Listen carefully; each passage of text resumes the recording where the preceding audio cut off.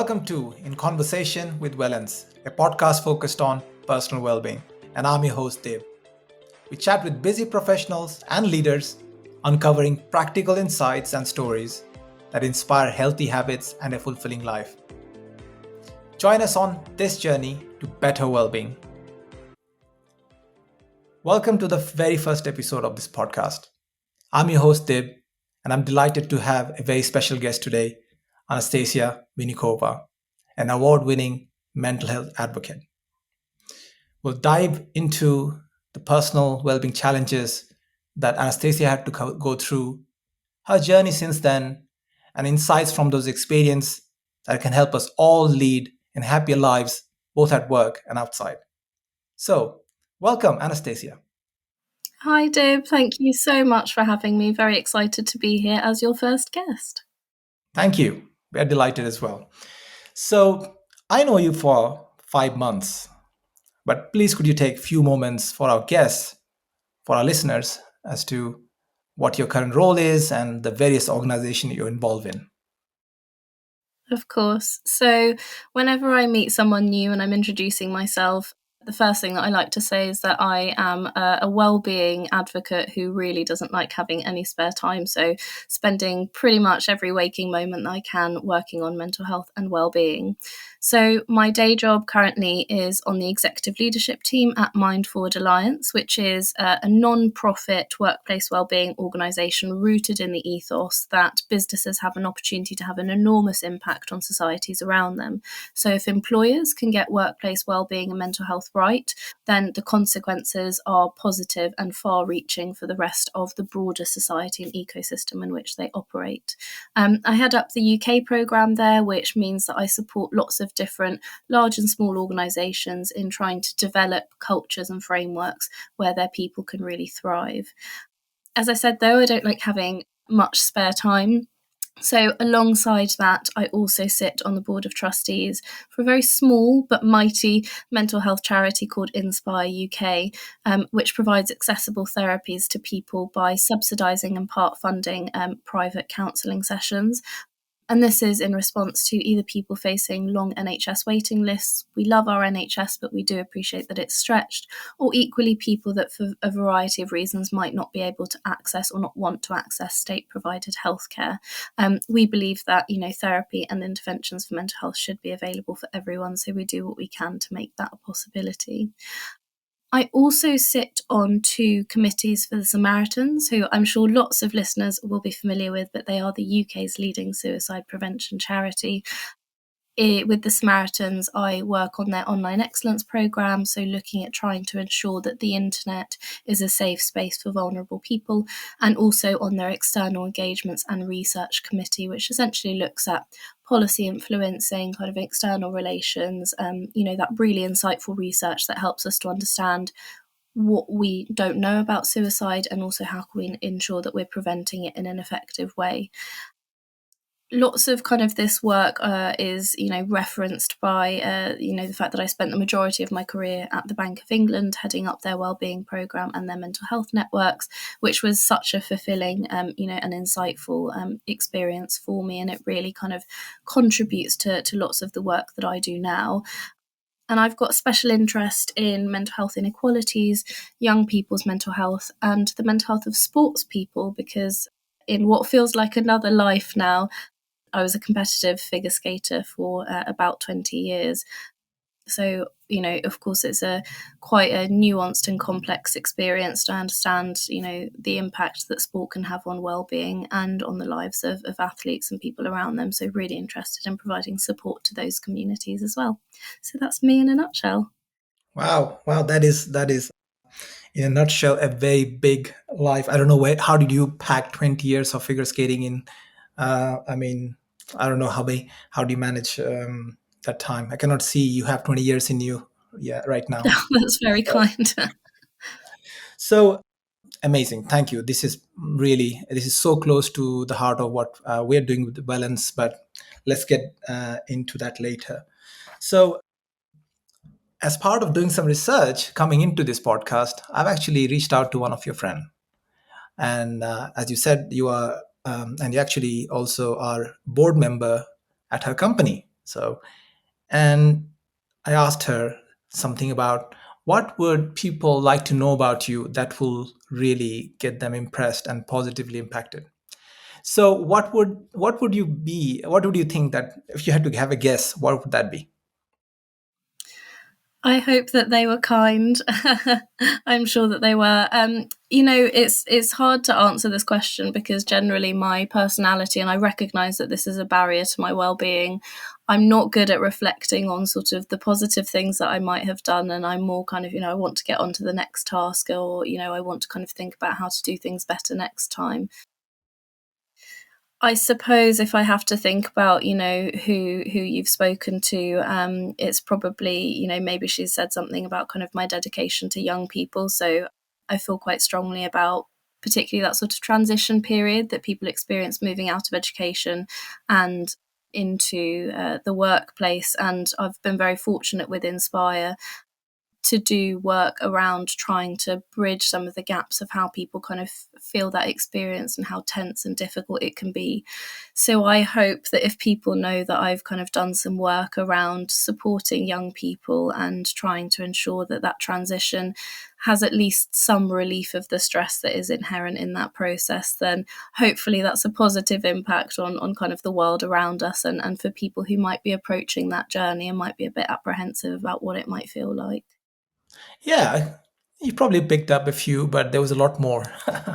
so so basically, you have had a one of the most amazing inspiration. You've been very inspirational to this person, and what inspired them was your dedication, which you already touched upon a little bit, but not just in the for the young people, but just in general, everything you do, how dedicated you are, and also you have had your own struggles and you continue to have some of them, but you continue to work hard for others.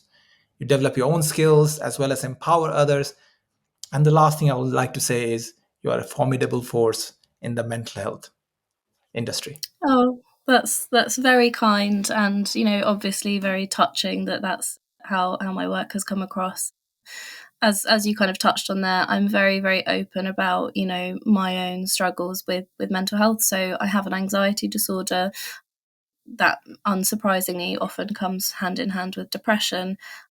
And in the past, that has characterized itself as disordered eating. So, obviously, kind of three quite complex things to try and navigate through life, which is complicated enough. So, I'm glad that kind of my openness around those experiences is something that resonates with other people. And I think that's, the really powerful element of storytelling and sharing experiences, is that hopefully, as obviously has had an impact on my colleague from Inspire, is, it empowers other people to also feel able to talk about and to seek help for any experiences that they might be having that are similar. So I'm grateful that's come across for my lovely colleague at Inspire. Yeah, I have had the same feeling, even though I don't know at 3 years, know you 3 years, but I feel the same. So, so yeah, I can imagine why she felt that way. Now, my next question is: you already touched upon that you were a figure skater for 20 years, which is a mind-boggling number. I don't know how you managed 20 years, but let's say you did it. And so, tell me. I know that it wasn't the most smooth sailing for you. It was challenging times. So, tell us a little bit about that time, the challenges you faced, and how you overcame them. Sure. So you can cram in 20 years of sport if you start as early as possible. So I took my first steps on the ice when I was 4. And then by the age of 7, I'd done my first competition. So, it was a quick, obviously it was, very basic competition the first time. And actually, interestingly enough, my first ever competition that I did, I came second to last, and I announced to my parents that I would never skate again. And obviously, that didn't materialize. I was in love with the sport, so continued for a long time. As we know, sport has so many, positive impacts on mental health and well-being, and it's great for our physical health as well. It's great for your social health. So I definitely, reaped the benefits of that in that sense. But competitive and professional sport also carries lots of risks and challenges. Some of them physical, some of them psychological. So when I was a teenager, I fractured my spine on the ice. Obviously, quite an intense injury to experience, particularly kind of as a younger person trying to make sense of what it meant that you had fractured your spine. I think was complicated. My first question was, when could I get back on the ice? And I think the doctors were a bit horrified that was what I was interested in, because obviously it was recommended that I take an extended period of time off from sport. So I did about a year of injury rehab, and it was complicated and psychologically very difficult. I think when you, like with anything, that you dedicate a lot of time to, it becomes such a big part of your life, and it becomes a really big part of your identity, that when you aren't able to do it, even if it's just for a period of time, there is this sense of loss and almost grief and this confusion around, well, what does it mean for who I am now? So that was quite a complicated kind of injury to navigate. But as you can imagine, ice has the same density as concrete. You're skating around with blades on your feet. There are lots of injuries that come up, from time to time, lots of concussions and, bad knees and bad wrists and whatnot. But I think it taught me a lot about resilience and the power of kind of hard work and the importance of dedication and passion. The skaters who do best are generally the ones that you can just tell that they love every second of the sport, despite kind of any hardships. But it's also an aesthetic sport. So I think as a young woman navigating the sport, of course there are challenges, because there is so much focus on how do you look, and are you small, are you big, and the dresses are absolutely beautiful, but it again, there's something about how presentable are you. There's a certain kind of style sometimes that not so much now, but traditionally, that judges liked, and did you fit the criteria of what was what did a good skater look like, which you shouldn't be judged in that way, but I think in those kinds of sports often is the case. So I think that it definitely did have, a significant impact on the fact that I did, start struggling with my mental health around the time that I was 17. So it's the juggling everything else that is going on in your life and trying to kind of, grow into loving yourself as a person while you're in kind of situations where you are constantly judged. Not because anybody is judging you in a negative way, but that just is the parameters of the sport. And I think being in, it's obviously an individual sport, so you don't have kind of team support. It is quite competitive, which can be quite challenging to navigate. And I think it's easy in those settings to develop, anxiety and an overwhelming pressure on yourself. So I alluded earlier to the fact that I'm a bit of a perfectionist. I suspect that comes from being in a competitive sport. But I had some wonderful experiences from it. I did my first national championships when I was 11. At one point, I was ranked 4th in the UK, which was obviously an amazing achievement for me. Got to skate internationally representing Great Britain, which was incredibly exciting as well. But, the biggest difficulties that I found with the sport actually were when I stopped. So, later in my 20s, I just was struggling to juggle, essentially, training very often, twice a day, early mornings, evenings. I was pursuing a degree. Juggling everything is impossible. We don't have enough hours in the day to essentially do full-time education. And then I was looking for jobs, and I was trying to do full-time sport as well. I was kind of haunted by some injuries that I had, which just, my back was never really the same after I fractured it. I have problems with cartilage in my knees. And I had to come to the realization that actually I probably had to stop skating, because I had to look after myself, and I had to think about life in a longer term capacity and making decisions about, what was I doing with my career? And if I push myself too hard now, what's my life going to look like when I'm 60? Am I going to need bionic knees or something? So I retired, which obviously is a weird thing to be talking about kind of when you're in your 20s. And I really just experienced the biggest identity crisis that I think that I've ever had. And I felt such a sense of loss. I felt bereaved. I felt that I was grieving, for something. And it took a really long time for me to be able to cope with that sense of losing something that every day of my life for, 2 decades was just there and was present. So it really made me kind of reflect on the fact that, unfortunately, in lots of sports, particularly ones that aren't funded very well, and it's not, it's no one's fault, it is just how things are. Obviously, budgeting and money is very tight, but there is very little in the way of teaching young athletes about mental health and offering any kind of support when your sporting career comes to an end. And I think it has the risk of kind of leaving people in this black hole afterwards of trying to scramble around. And if you're lucky and you've got access to, ways of supporting yourself and people who understand what you've gone through, then, you can make your way out of it. But I think there are lots of people who get lost in that fog, and it's very complicated and difficult to articulate. And, if I won the lottery today, I think that I would dedicate a good bit of money to trying to provide some of that support to sports people, regardless at what level they get to when they stop, just to really acknowledge the psychological toll of, losing a part of you, essentially, that I think we don't really talk about very often and we don't equip people to deal with very well.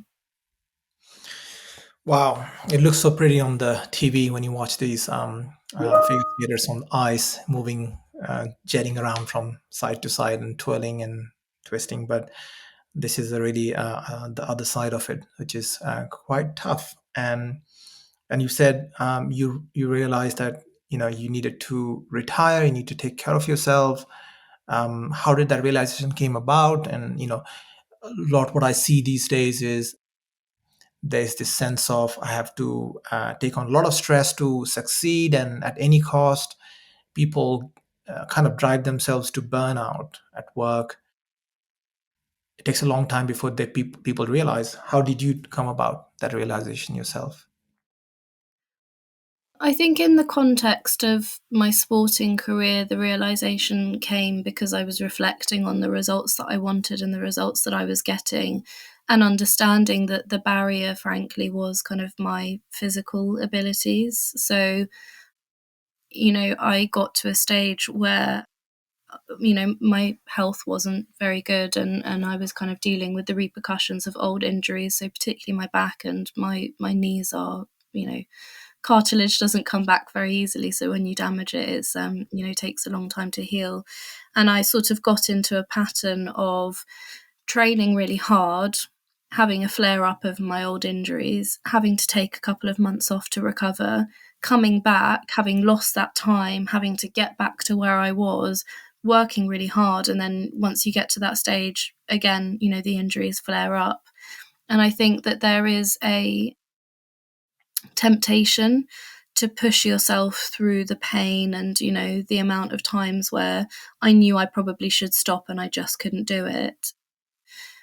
It's, you can only push yourself so far. And I think, we can see that in people's lives outside of the sporting world as well. If we think about the workplace, it's people will keep going and keep pushing and keep, forcing themselves, even when you start to see the cracks, when you start to see that your health is not very good.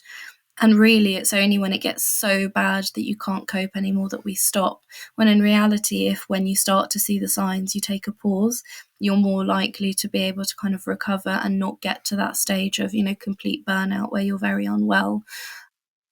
But yeah, I just, I was weighing up what I valued, and I loved the sport, but I wanted to be involved with it in ways that didn't mean that I had to, damage my long-term prospects, whether that was in regards to my career and my education and the time that I was able to dedicate to that, and also to my physical health. I think there's only so many times that you can kind of, come back to your physio saying, I can't step on my right leg again, and understanding that actually that's probably the sign of your body saying you might be willing, but this is when we have to call it. And, I was in denial for a while, but I think eventually it happens enough times. You do have to just realize, what's valuable to you and it's important to live passionately, but I'd like to live passionately for a long time, so I have to be realistic about kind of my limitations as a human being. Thank you for sharing that, Anastasia. I know it has been a tough journey there. I'm going to bring you to today. Fast forward to today. It feels like that was yesterday for you, and this is now. And obviously, you are very busy. You continue to be a perfectionist. You are working at multiple organizations.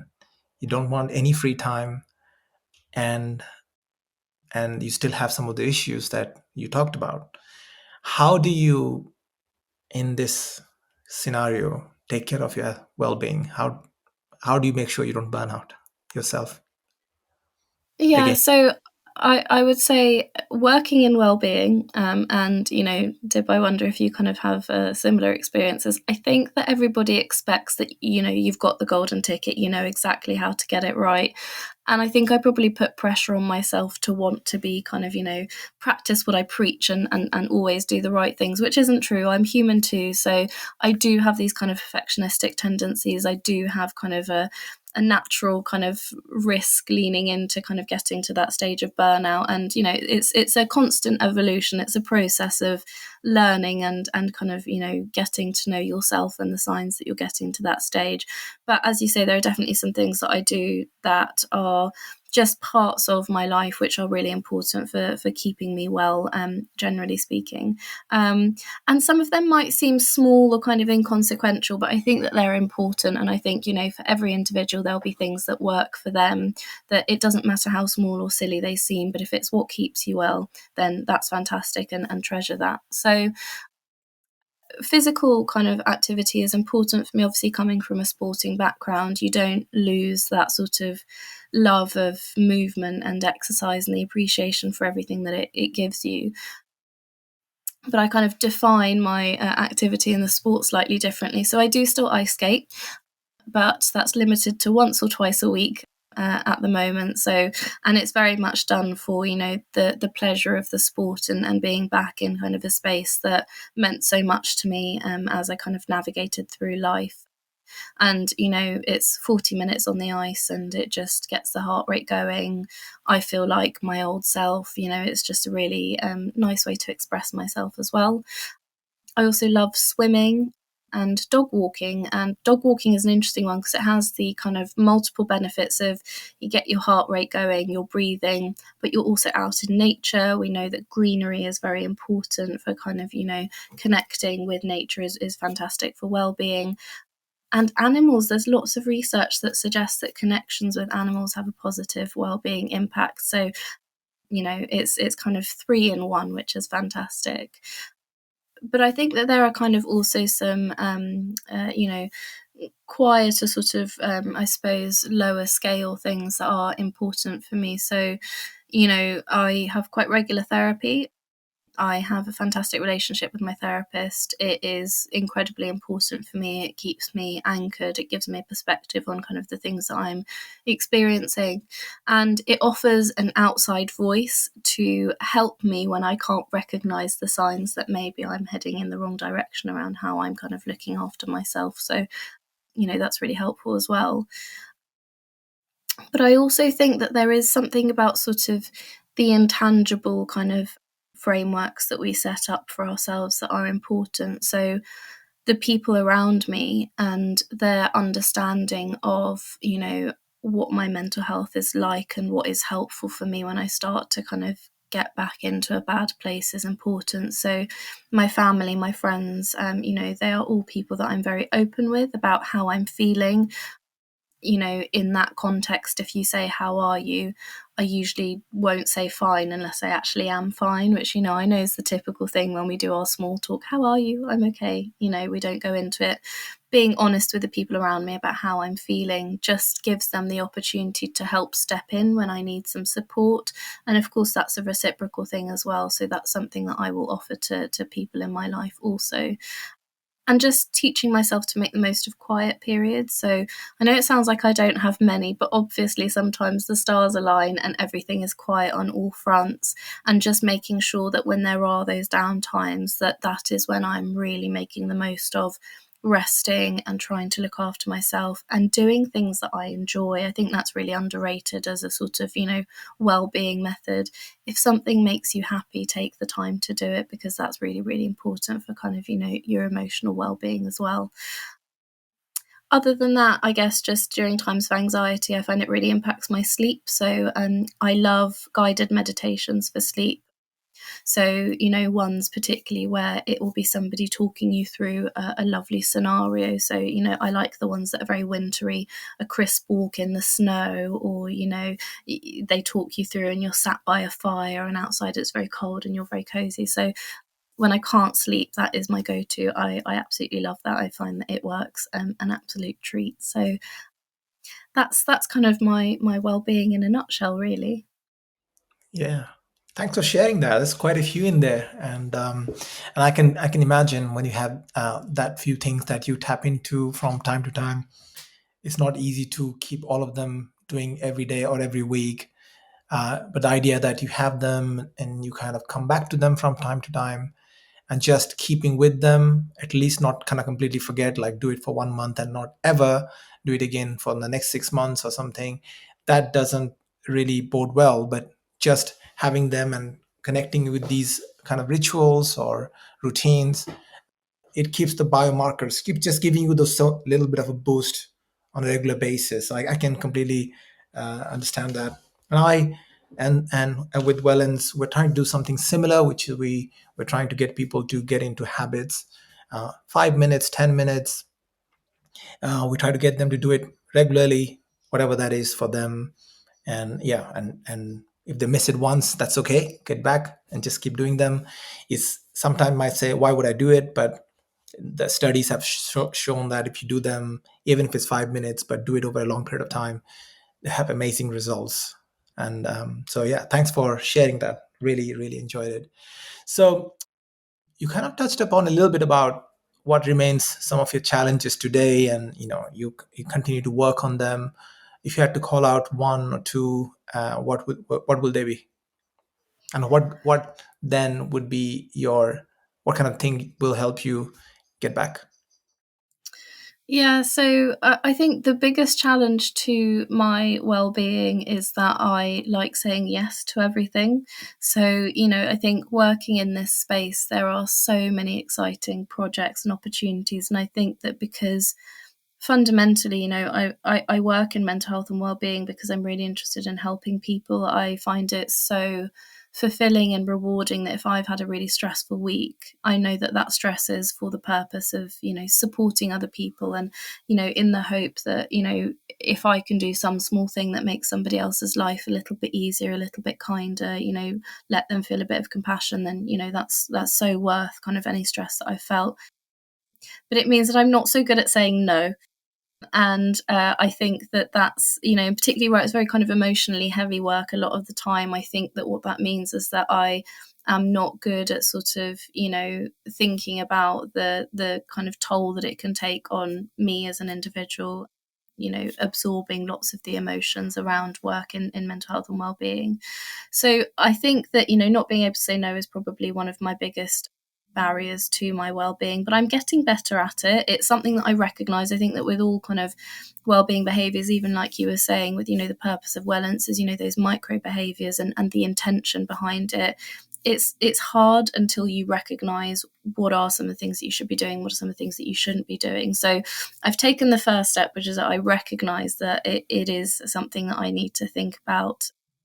And, I don't have the perfect answer just yet, but it's something that I'm keeping in mind. And, friends and family, like, my lovely colleague and friend from Inspire that you spoke to is fantastic at signposting me to just saying, don't you think you have enough on your plate? Maybe this is one of the things that you can say no to. So having the right people in your life that help you to guide you towards some of those kind of well-being centric behaviors is really, really valuable as well. And I love that I've got such lovely people around me that can support in that capacity too. Yeah, yeah, absolutely. That's thanks for sharing that again. In your work with Samaritans, and we all know, and if people don't know about Samaritan, they can just Google it out. It's one of the biggest mental health charity in UK. I used to live in the US, and when I came to UK and learned about Samaritans, I was like blown away and was thinking, we should have these everywhere as much as possible. So amazing organization, and you are involved both in the strategy side, but also perhaps as a listening volunteer. I understand, or No, I'm afraid not. I haven't quite made that leap, but I have, enormous respect and, admiration for their listening volunteers. It's definitely something yeah, I'd love to do one day. But no, I'm just on kind of the strategy and the policy strategy side for side. now. Yeah, and within that association, you're probably still getting a lot of these insight as to what people call about, and in some cases they are dire situations. If you were to have a magic wand and you just wave it, and what would you like to see more of, knowing all these interactions? What would you like people to do more in their own lives, in their families, in their communities, that could help them all lead a more happier life?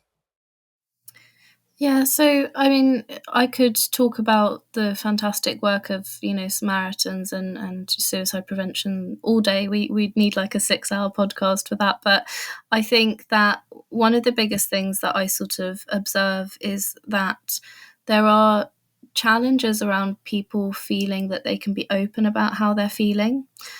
And, often that is a huge barrier to people seeking support before they get to a stage where they are in a crisis situation. Unfortunately, there are high risk groups around suicide, and one of them is men of a particular age. And there are lots of theories around why that might be, but we think that it potentially does stem from the fact that, again, there's stigma around talking about how you're feeling and recognizing that nothing has to have happened for you to be feeling, in a very difficult place. It doesn't have to have been, maybe it is that something has happened, a bereavement, a work catastrophe, something on the news has really impacted you. But we're human, and there are situations where we're just having a bad time and we don't know why. And when we don't talk about it ourselves, even if you're in a good place or even if it's just a little bit of stress, the more that we are honest about what we're experiencing, I think the more we give permission for other people to say, you know what, actually, I'm not having a great week. Can we talk about it? And we know that talking is important in being able to resolve and cope with some of those negative emotions and really, really distressing psychological symptoms we might be having. That's why lots of therapy is talking based. It's a way of communicating, articulating things that can feel very isolating when you keep them to yourself, when they're just kind of in your mind.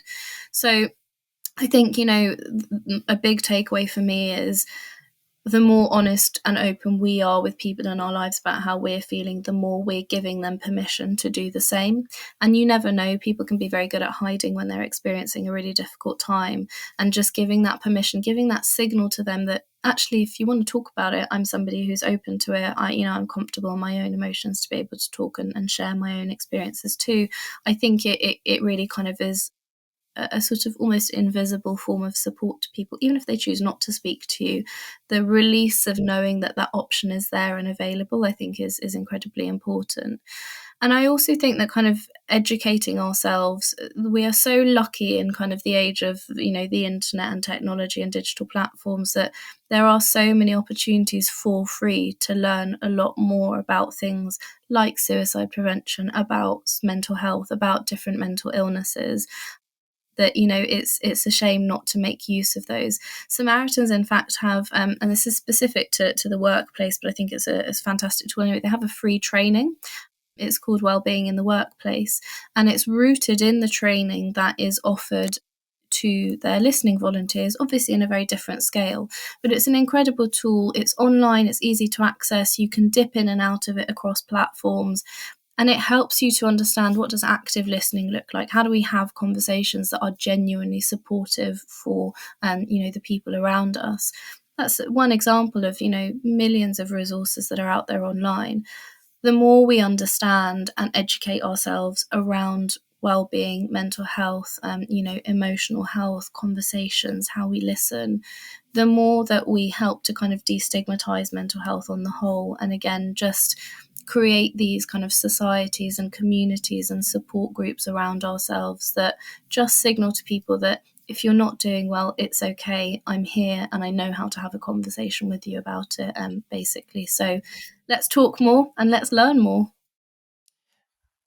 Cannot say enough. That is a very interesting area and quite a challenging area. As you said, there's a loneliness epidemic, and it seems to impact men more. And me being in that category, I kind of recognize that.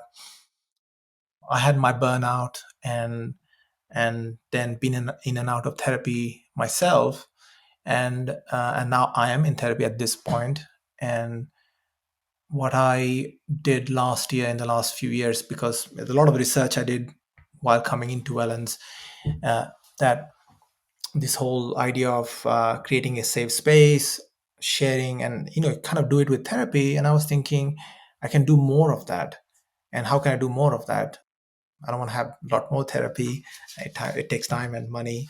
So I identified 3 of my friends, and they're guys, they're all men.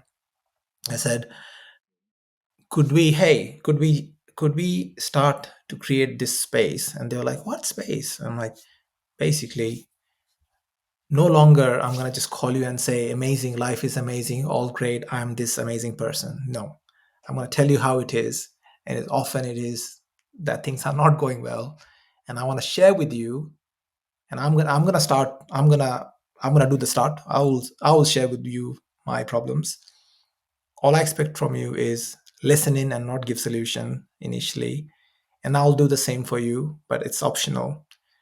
And I did that with 3 of my friends, and I have them scheduled every 2 weeks, and we just get on a call, and there's no agenda. We just talk about what's going on in life.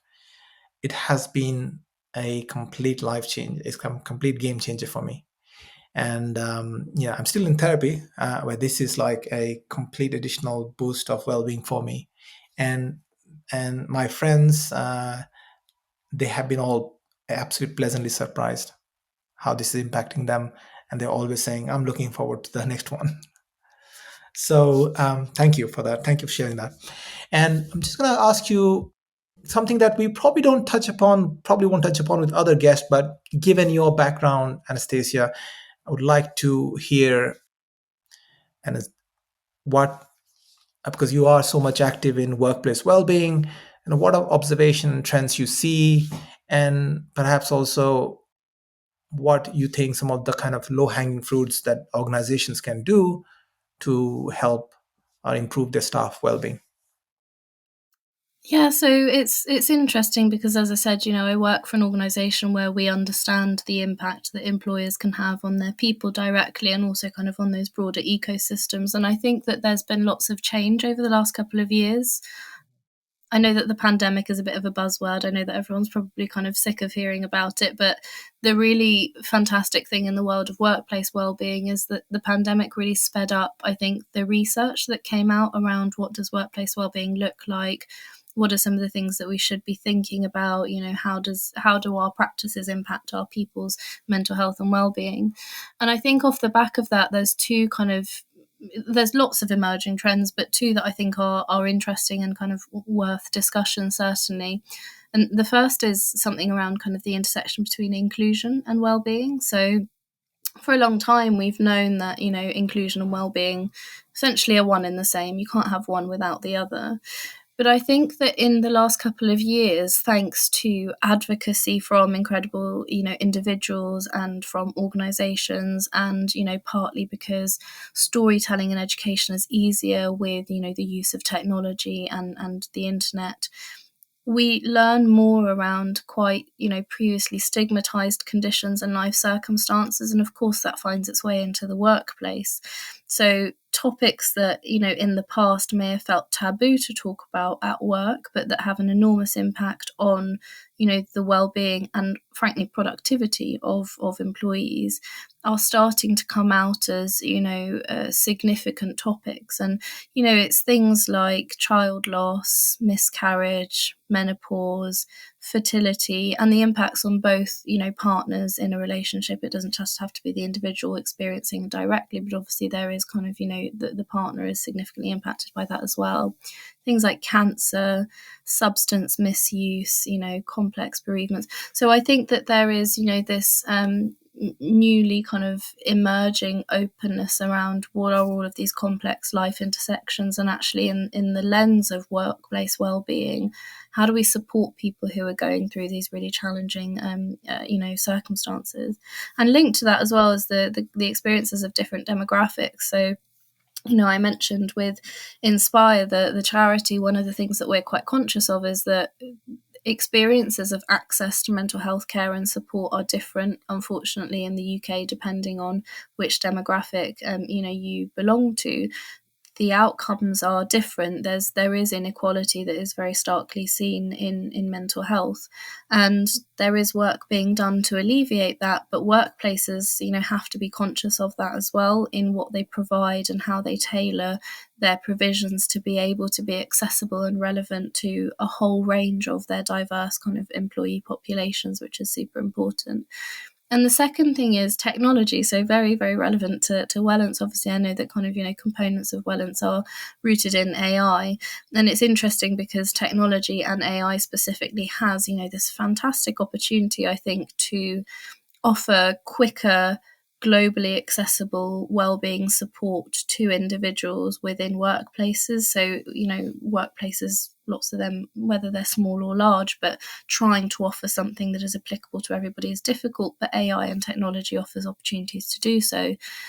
But on the other flip side of it, there are obviously fears around AI. So a couple of years ago, we started to hear the phrase climate anxiety. So it's anxiety that's induced by worries around climate change.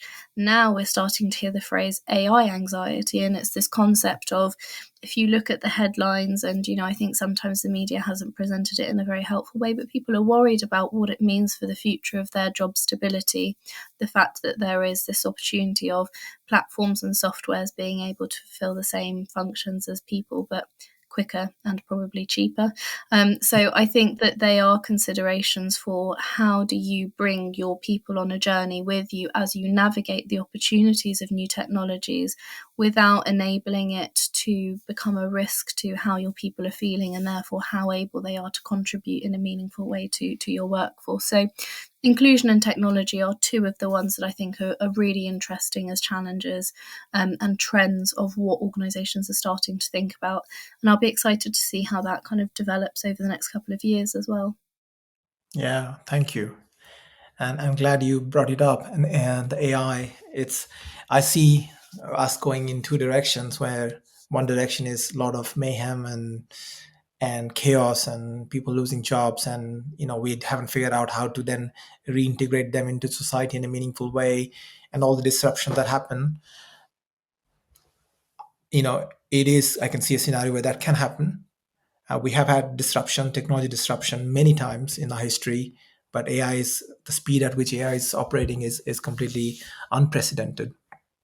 On the other hand, a positive scenario could be that we no longer have to work to get food and shelter and all the basic things that we have to work to get today. And there are resources, and many people say there are abundant resources on Earth, and we can use them sustainably to give them the basic things people need. And we then have the time to get into more of things that we love to do, which is connect with people, get into creative things. So that is that side of AI, which I'm really hopeful that we can bring in. Me too. So let's see how that goes. So we have nearly come to the end of this podcast, and I'm just gonna do a quick rapid fire round. Are you ready? Okay. I am. Okay, cool. So, morning person or night owl? Night owl. Okay. Chocolate or vanilla? Chocolate, definitely. Okay. Favorite book on well-being or personal development? I don't have a lightning answer to this one because I actually don't love well-being books and they just don't work for me. I know they work for lots of people, so I'm not criticizing them. But my favorite book is The Bell Jar by Sylvia Plath. So it's not well-being related, but I enjoy reading it, so it's for my well-being. Yeah, great author. One wellness myth that you would like to debunk? That therapy is only for people with severe mental illness. I think everybody should do therapy, and I think that would make the world a better place. Nice, interesting. And what's non-negotiable in your well-being routine? Probably the ice skating. I think it really makes me happy, keeps me connected to, you know, a different part of my life. So I'd be gutted if I wasn't able to do it. Okay. And very last, which is, what's one item on your wish list that you can share? So well, it's probably going to be a bit of an odd one. At the moment, I do dog walks with my parents' dog, and he is a lovely, very happy Labrador called Rocky. But I would really love to have a dog of my own. So that's on my wish list for the future, hopefully. Ah, I have two cats, and they might just pop up at some point. It's about Oh, they will wake up and ask for food. would love to see them. I have two Abyssinians. So we have come to the end of this podcast. Is there any question that you would like to ask me? Yeah, so obviously this podcast is new and it's exciting. So I've got a sort of very curious and, you know, cheeky question about, you know, what's happening next with the podcast. Can you reveal anything about kind of the direction of travel for the next couple of episodes? Yeah. So we do have people lined up for the next few podcasts, and I'm not going to reveal their names yet, but we Sure. would like to get more into the well-being routines. The people I'm talking about that for the next two episodes, I know them over years, and they have, like you, a very, very busy life, but they continue to invest in their well-being because that's what powers them in getting to do all the things. And we're gonna be extracting those out and share it with our listeners. Sounds So amazing. I can't wait to hear. yeah, thank you. And if people want to reach out to you and find out about your work, what is the best way they can do that? So I'm quite active on LinkedIn. As you know, Dib, that's the lovely platform that connected us in the first instance. I think it's fantastic. It's a great way to share information and to connect with people. So that's probably the best way. But if anyone is interested in getting in touch in a more direct way, Dib, I'm happy for you to pass on my email address as well. So you can reach out to Dib and the team at Wellence, and I'm sure that we can get connected. Okay, well, listeners, you know how to reach out to Anastasia.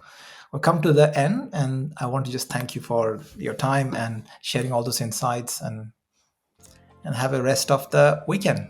Thanks for tuning in to In Conversation with Wellence. If you enjoyed our journey today, please subscribe us on your favorite platform to never miss an episode.